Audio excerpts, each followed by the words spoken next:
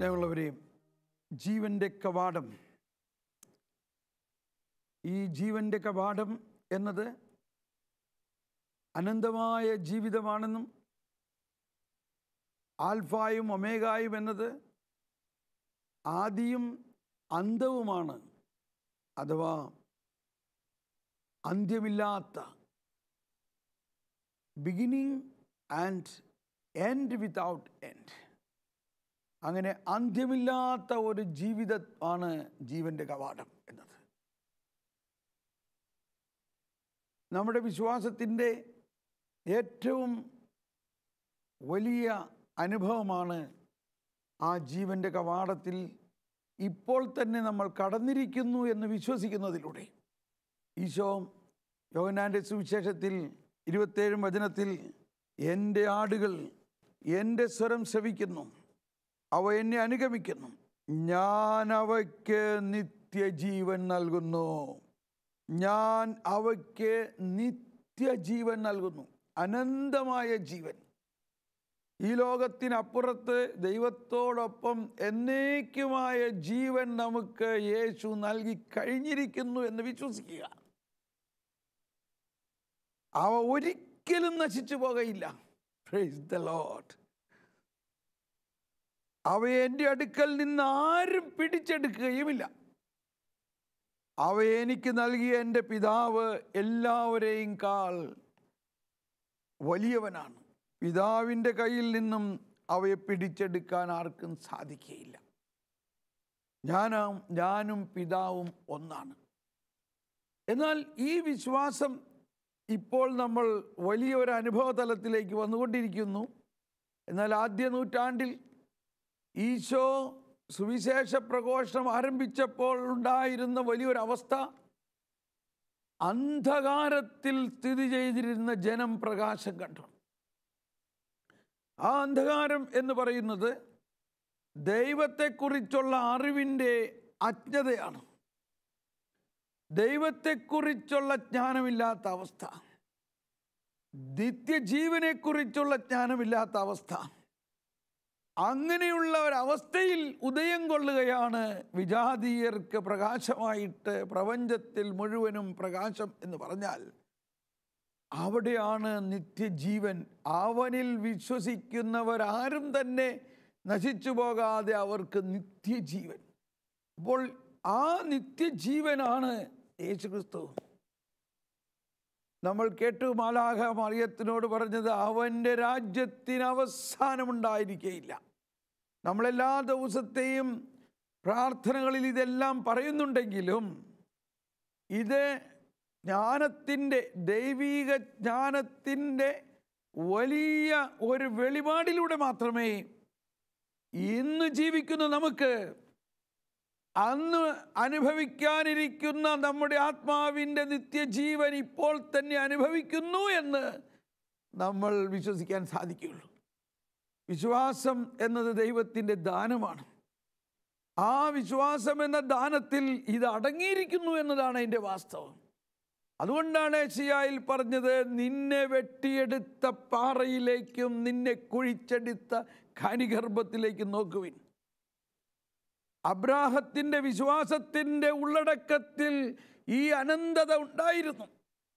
അബ്രാഹത്തിനോട് കർത്താവ് പറഞ്ഞു, നീ ആകാശത്തിലെ നക്ഷത്രങ്ങളെ നോക്കുവിൻ, ഇതുപോലെ ഞാൻ നിനക്ക് മക്കളെ തരുമെന്ന് പറഞ്ഞപ്പോൾ ആ സമയത്ത് അബ്രാഹത്തിന് യാതൊരു പ്രത്യാശയ്ക്കും വകുപ്പുണ്ടായിരുന്നില്ല. അബ്രാഹം വയസ്സായി, ഭാര്യ വന്ധിയാണ്. എങ്കിലും അബ്രാഹം വിശ്വസിച്ചു. അതാണ് അനന്തതയിലുള്ള വിശ്വാസം. അന്ന് കർത്താവ് കാണിച്ചു കൊടുത്ത നക്ഷത്രങ്ങളിൽ ഓരോരു നക്ഷത്രം നമ്മൾ ഓരോരുത്തരുമായിരുന്നു എന്നിന്ന് നമ്മൾ വിശ്വസിക്കുന്നുവോ?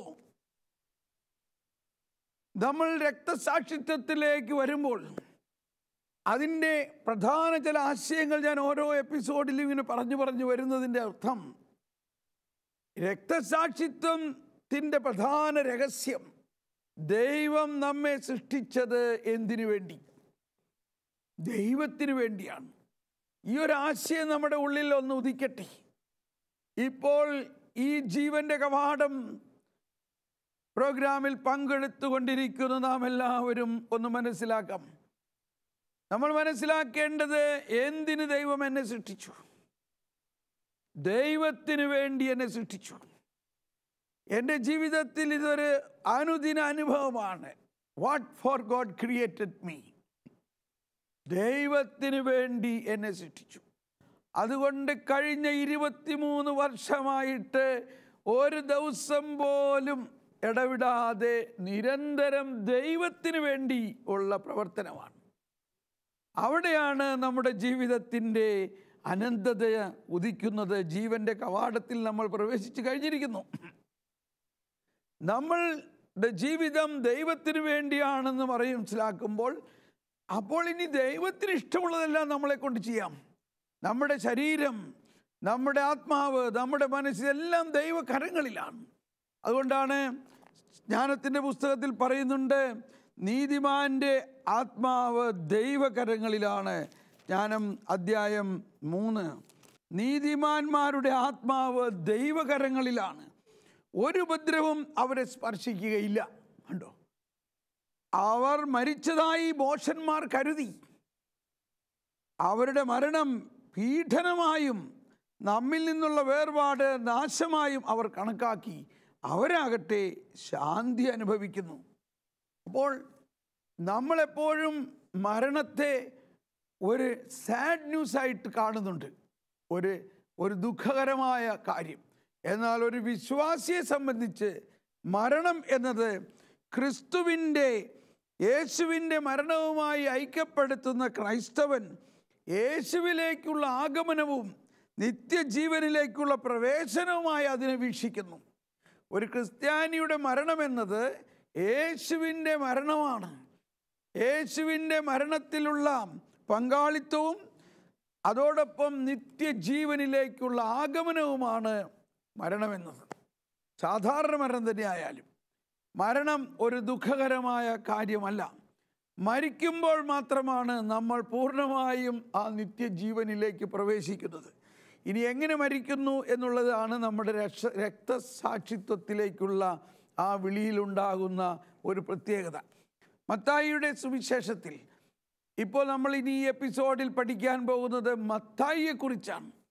മത്തായിയുടെ ജീവിതത്തിൽ വിശുദ്ധ മത്തായി, അപ്പസ്തോലനായ വിശുദ്ധ മത്തായിയുടെ രക്തസാക്ഷിത്വം എങ്ങനെയാണ് ഉണ്ടായതെന്നും നമ്മൾ മനസ്സിലാക്കുമ്പോൾ, ഈ വിശുദ്ധ മത്തായിയുടെ ജീവിതത്തെ ഒരല്പം മനസ്സിലാക്കുന്നത് നല്ലതാണ്. മത്തായി ഗലീലി സ്വദേശിയായിരുന്നു. ഗലീലി സ്വദേശിയിൽ ജനിച്ചു വളർന്ന മത്തായി റോമാക്കാർക്ക് ചുങ്കം പിരിക്കുന്ന ഒരു ചുങ്കക്കാരനായതിനാൽ ഗലീലി പ്രദേശത്തുള്ള യഹൂദരെല്ലാവരും മത്തായിയെ തിരസ്കരിക്കുകയും മത്തായിയുടെ വീട്ടിൽ പ്രവേശിക്കുകയില്ല. അതാണ് ആ ഫരിസേയ മനോഭാവത്തിൻ്റെ പ്രത്യേകത. അങ്ങനെ ഇരിക്കുമ്പോഴാണ് കർത്താവ് മത്തായിയെ ചുങ്കം പിരിക്കുന്ന സ്ഥലത്ത് കണ്ടുമുട്ടുന്നത്. കർത്താവ് മത്തായിയോട് പറയുകയാണ്, ഇന്ന് ഞാൻ നിൻ്റെ ഭവനത്തിൽ ഭക്ഷണം കഴിക്കാൻ വരുന്നു. ഇതൊരു സ്കാൻഡലായിട്ട് മാറി. അവിടെ ഉണ്ടായിരുന്ന ഫരിസേയരും നിയമജ്ഞരും എല്ലാം പറയുകയാണ്, നിൻ്റെ അപ്പസ്തോലന്മാരോട് മറ്റുള്ളവരോട് പറയൂ, നിങ്ങളുടെ ഗുരു എന്തുകൊണ്ടാണ് ഈ ചുങ്കക്കാരും പാപികളോടും ഒപ്പം ഭക്ഷണം കഴിക്കുന്നത്? അപ്പോൾ ഇതായിരുന്നു ആ കാലഘട്ടത്തിലെ ഒരു അന്ധത, ദൈവത്തിൻ്റെ കരുണാർദ്രമായ സ്നേഹത്തെ മനസ്സിലാക്കാൻ പറ്റാത്ത അന്ധത. ഇവിടെ വെച്ചാണ് ചരിത്രപ്രസിദ്ധമായ പ്രഭാഷണം. ഈശോ പറയുകയാണ്, I have come to call not to call the righteous but the sinners. ഞാൻ വന്നത് നീതിമാന്മാരെ തേടിയല്ല, മറിച്ച് പാപികളെ തേടിയാണ്. ഇത് അതോടൊപ്പം ഫരിസേയരും നിയമജ്ഞരോടും പറയുകയാണ്, നിങ്ങൾ പോയി പഠിക്കുവിൻ, ബലിയല്ല കരുണയാണ് ഞാൻ ആഗ്രഹിക്കുന്നതിൻ്റെ അർത്ഥം എന്താണെന്ന്. ഇങ്ങനെ പുതിയ നിയമത്തിൻ്റെ ആരംഭത്തിൽ തന്നെ മത്തായിയുടെ ദൈവാനുഭവമാണ് മത്തായിയുടെ സുവിശേഷത്തിൽ തന്നെ മത്തായി എഴുതുന്നത്. ആ മത്തായി എങ്ങനെ ജീവിച്ചു? മത്തായിയുടെ സുവിശേഷ വേല എവിടെയായിരുന്നു? മത്തായി ആദ്യം ജൂദയ പ്രദേശങ്ങളിൽ യഹൂദരുടെ ഇടയിൽ പ്രവർത്തിച്ചു. അതിനുശേഷം സിറിയ, മേദിയ, പാർഥിയ എന്നിടങ്ങളിൽ പ്രഘോഷിക്കുകയും പിന്നീട് എത്യോപ്യയിലുള്ള പ്രത്യേകിച്ച് വിഗ്രഹാരാധനക്കാരുടെ ഇടയിൽ പ്രവർത്തിച്ചുകൊണ്ട് അപ്പോൾ അന്നത്തെ ഏറ്റവും വലിയ പ്രശ്നം ഇതായിരുന്നു. അതുകൊണ്ടാണ് മത്തായി തന്നെ 4-ാം അധ്യായത്തിൽ 16-ാമത്തെ വചനത്തിൽ പറയുന്നത്, people who lived in the darkness, അന്ധകാരത്തിലിരുന്ന ജനം എന്ന് പറയുന്നു. ഈ ഒരു വശത്ത് ഫരിസേയ സ്വഭാവം, മറ്റൊരു ജനം ഐഡിൽ വർഷിപ്പുകൾ, വിഗ്രഹങ്ങളെ ദൈവമായിട്ട് ആരാധിച്ചു കൊണ്ടിരുന്ന ഒരു കാലഘട്ടമാണ്. എത്യോപ്യയിൽ അങ്ങനെയുള്ള നിരവധി വിഗ്രഹാരാധനക്കാരുണ്ടായിരുന്നു. ഇതേ സമയത്ത് ഒരു വചനം എൻ്റെ ഉള്ളിലിരുന്ന് വരികയാണ്. മത്തായിയുടെ സുവിശേഷത്തിൽ പറഞ്ഞിരിക്കുന്നത് തന്നെ.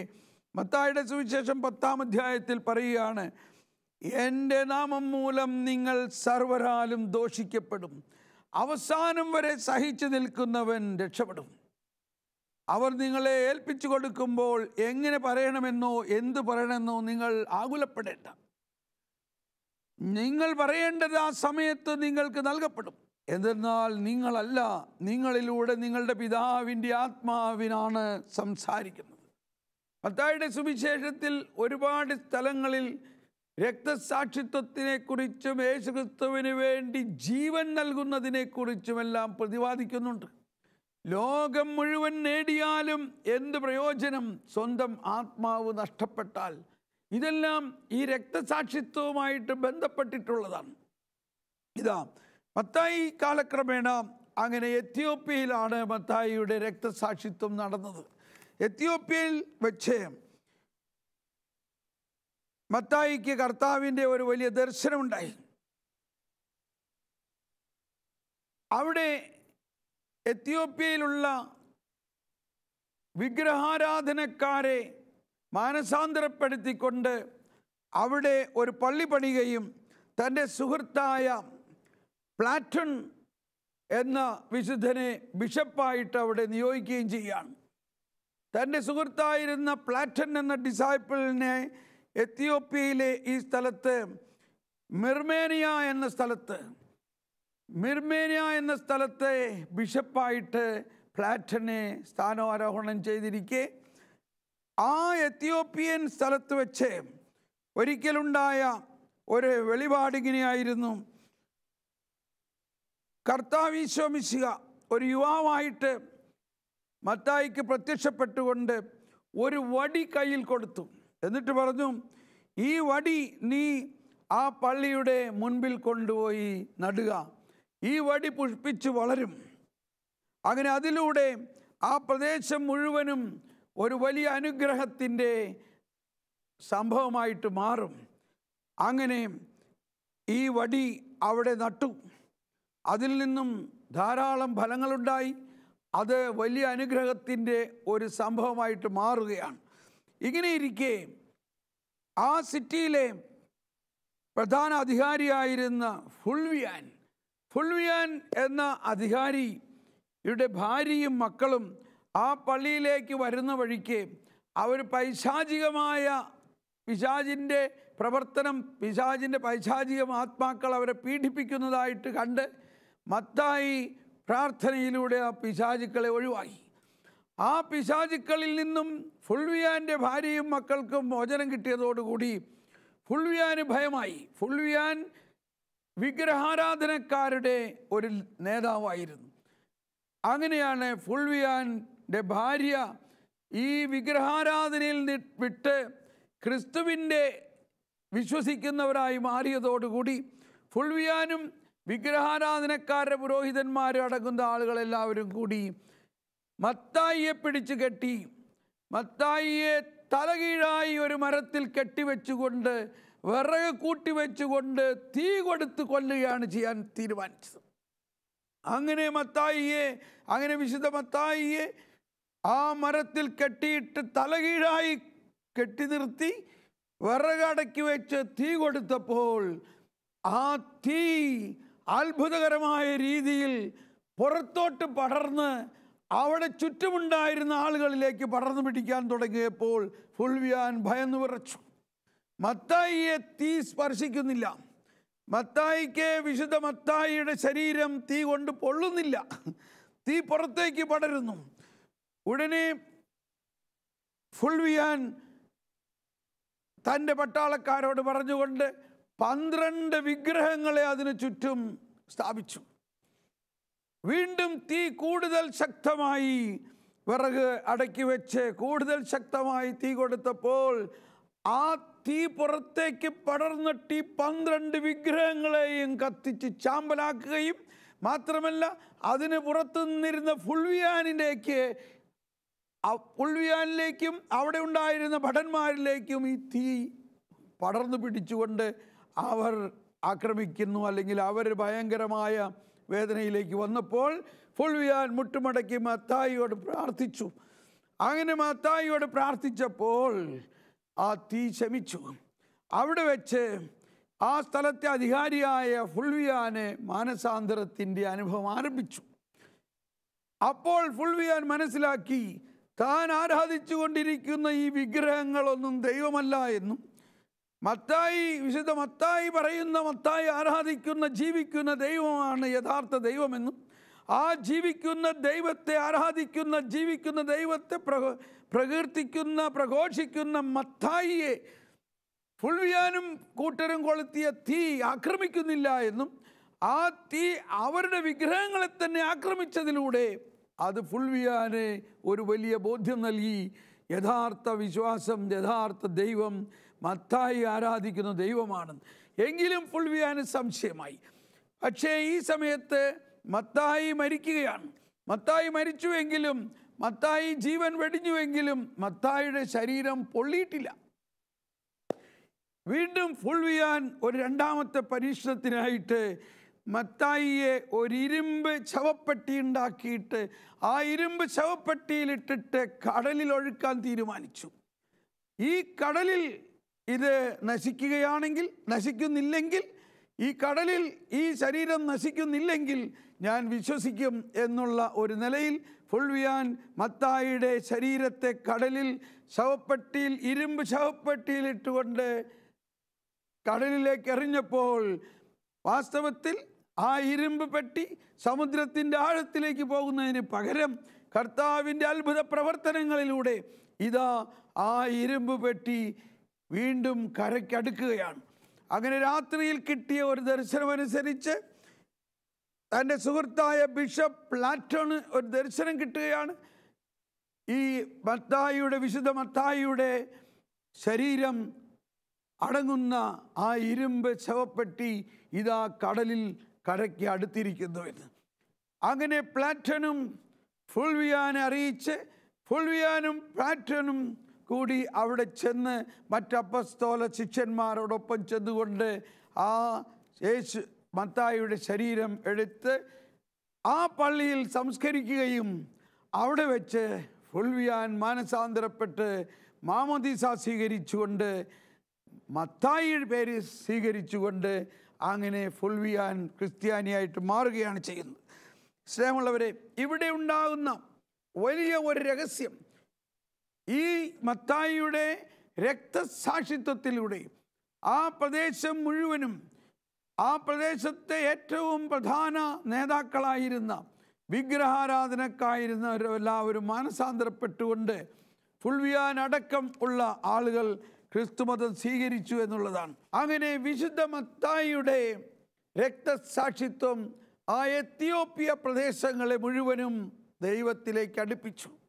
നമുക്ക് പ്രാർത്ഥിക്കാം. ദൈവമേ, വിശുദ്ധ മത്തായിയുടെ സുവിശേഷത്തിൽ പറഞ്ഞിരിക്കുന്ന പോലെ തന്നെ കർത്താവിന് വേണ്ടി എല്ലാം വിട്ടുകൊണ്ട് ജീവൻ അർപ്പിച്ച ആ മത്തായിയുടെ ജീവിതം നമ്മൾക്കെല്ലാവരുടെയും ഹൃദയത്തിൽ പതിയട്ടെ.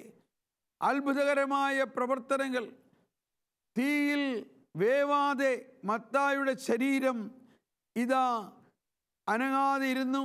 അതിനുശേഷം വെള്ളത്തിലിട്ടിട്ട് വെള്ളം മുക്കിയില്ല. അങ്ങനെ ദൈവത്തിൻ്റെ അത്ഭുതകരമായ ശക്തിവിശേഷം ഒഴുകി. ഓ ദൈവമേ, ഞങ്ങൾ അങ്ങേ സ്തുതിക്കുന്നു.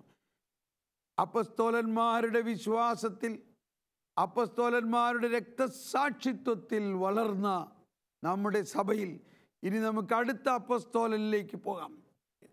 മറ്റൊരു അപ്പസ്തോലനായ രക്തസാക്ഷിത്വം നമ്മൾ മനസ്സിലാക്കേണ്ടത് വിശുദ്ധ അന്ത്രയോസിനെ കുറിച്ചാണ്. വിശുദ്ധ അന്ത്രയോസ് പത്രോസിൻ്റെ സഹോദരനും ബത്സൈദ സ്വദേശി, അതായത് ഗലീലി കടൽ തീരത്തു തന്നെയുള്ള ആളാണ്. അവിടെ അവർ രണ്ടുപേരും മത്സ്യ തൊഴിലാളികളായിരുന്നു, മീൻപിടുത്തക്കാരായിരുന്നു. വിശുദ്ധ അന്ത്രയോസ് യോഹന്നാൻ്റെ ശിഷ്യനായിരുന്നു. യോഹന്നാൻ എവാഞ്ചലിസ്റ്റിൻ്റെ കൂടെ ആയിരുന്നു. വിശുദ്ധ അന്ത്രയോസിനെ കുരിശിൽ തറച്ച് കൊല്ലാൻ തീരുമാനിച്ചപ്പോൾ വിശുദ്ധ അന്ത്രയോസ് പ്രാർത്ഥിച്ചു, എന്നെ ഈശോയെ കുരിശിൽ തറച്ച പോലെ തറയ്ക്കരുത്. അങ്ങനെ സിന്ധിയ പ്രദേശത്തെ ഖീവ് എന്ന സ്ഥലത്ത് വെച്ചിട്ടാണ് അന്ത്രയോസിൻ്റെ കുരിശിൽ തറച്ചത്. കുരിശിന് പകരം ഒരു ക്രക്സ്, അതായത് ഇൻഡു രൂപത്തിലുള്ള ഒരു കുരിശ് ഉണ്ടാക്കിയിട്ട് തൂക്കിക്കൊന്നപ്പോൾ അന്ത്രയോസ് ഉടനെ മരിച്ചില്ല. 2 ദിവസത്തോളം അന്ത്രയോസ് ആ കുരിശിൽ തൂങ്ങിക്കിടക്കുകയും ആ കുരിശിൽ കിടന്നുകൊണ്ട് അതിശക്തമായി വചനം പ്രഘോഷിച്ചു എന്നാണ് പറയുന്നത്. സ്നേഹമുള്ളവരെ, 2 ദിവസം 48 മണിക്കൂർ നീണ്ടു നിൽക്കുന്ന അന്ത്രയോസിൻ്റെ നിരന്തരമായ വചനപ്രഘോഷണം ഈ പ്രപഞ്ചം മുഴുവനിലും മാറ്റലിക്കൊണ്ടിരിക്കാം. അങ്ങനെ അന്ത്രയോസ് തൻ്റെ അവസാനത്തുള്ളി രക്തം വാർന്നു പോകുന്നത് വരെ ആ കുരിശിൽ എക്സ് ആകൃതിയിലുള്ള കുരിശിൽ തറയ്ക്കപ്പെട്ട് കിടന്നുകൊണ്ട് വചനം പ്രഘോഷിച്ചു. സ്നേഹമുള്ളവരെ, ഈ വിശുദ്ധ മത്തായിയുടെയും വിശുദ്ധ അന്ത്രയോസിൻ്റെയും രക്തസാക്ഷിത്വത്തെ നമുക്ക് ആത്മധൈര്യത്തിന് വേണ്ടി പ്രാർത്ഥിച്ചുകൊണ്ട് അവരിൽ പ്രവർത്തിച്ച ആ വിശ്വാസത്തിൻ്റെ വീര്യം ഈ പ്രപഞ്ചം മുഴുവനിലേക്ക് ഒഴുകട്ടെ എന്ന് നമുക്ക് പ്രാർത്ഥിക്കാം. ഓ ദൈവമേ, ഓ പരിശുദ്ധാത്മാവേ, ഞങ്ങളെ അവിടുത്തെ ശക്തിയാൽ നിറയ്ക്കണമേ. ഞങ്ങളുടെ വിശ്വാസം വർദ്ധിപ്പിക്കണമേ. നിത്യജീവനിലുള്ള ഞങ്ങളുടെ വിശ്വാസം വർദ്ധിപ്പിക്കണമേ. നീവൻ്റെ അനന്തതയെക്കുറിച്ച് ഞങ്ങൾക്ക് വെളിപ്പെടുത്തി തരണമേ. ഈ ജീവിതത്തിനെ മാത്രം ലക്ഷ്യം വെച്ചുകൊണ്ട് ജീവിക്കുന്നതിലല്ല ക്രിസ്തീയ വിശ്വാസം, എന്നാൽ അതിനപ്പുറത്ത് അനന്തമായൊരു ജീവിതമുണ്ടെന്നും ആനന്ദമായ ജീവിതത്തെ ലക്ഷ്യം വെച്ച് ജീവിക്കുമ്പോൾ മരണം ഒന്നുമല്ല, മരണവും ശരീരവും നമ്മുടെ ജീവിതം ഒന്നുമല്ല എന്നും അതിനപ്പുറത്തുള്ള അത്ഭുതകരമായ വിസ്മയനീയമായ ഒരു ജീവിതമുണ്ടെന്നും നമുക്ക് അനുഭവമാകും. നമുക്ക് ഈ ബോധ്യത്തോടു കൂടി പ്രാർത്ഥിക്കാം. ഓ യേശുവേ, ഞങ്ങളിൽ നിറയുന്ന പരിശുദ്ധാത്മാവേ, ഞങ്ങളുടെ വിശ്വാസം വർദ്ധിപ്പിക്കണമേ. ഞങ്ങൾക്ക് ശക്തി നൽകണമേ. വിശ്വാസത്തിൻ്റെ ഉന്നതമായ തലങ്ങളിലേക്ക് ഞങ്ങളെ ഉയർത്തണമേ. ഓ പരിശുദ്ധാത്മാവേ, ഞങ്ങളെ നയിക്കണമേ. പരിശുദ്ധാത്മാവേ, ഞങ്ങളിൽ നിറയണമേ. അപ്പസ്തോലന്മാരുടെ വിശ്വാസം വഴി ഞങ്ങൾക്ക് ലഭിച്ച വിശ്വാസത്തിൻ്റെ വീര്യത്തെ കൂടുതൽ ശക്തമായി പ്രസരിപ്പിക്കുന്നതിന് ഞങ്ങൾക്ക് വഴിയൊരുക്കണമേ. കുരിശിൽ പിടഞ്ഞു മരിച്ച യേശുവിൻ്റെ തിരുരക്തത്തിൽ മുളച്ച സഭയാണ് ഞങ്ങളുടേതെന്ന് ഞങ്ങൾ ഒരിക്കൽ കൂടി മനസ്സിലാക്കാനിടയാകട്ടെ. കുരിശിൽ പിടയുമാ ഹൃദയമുറിവിൽ നിന്നും ഒഴുകിയ രക്തത്തിൽ ജനിച്ചതാണീ വിശ്വാസം. 1000 രക്തസാക്ഷികൾ തൻ ചുടുനിണമേകിയതാണീ വിശ്വാസം.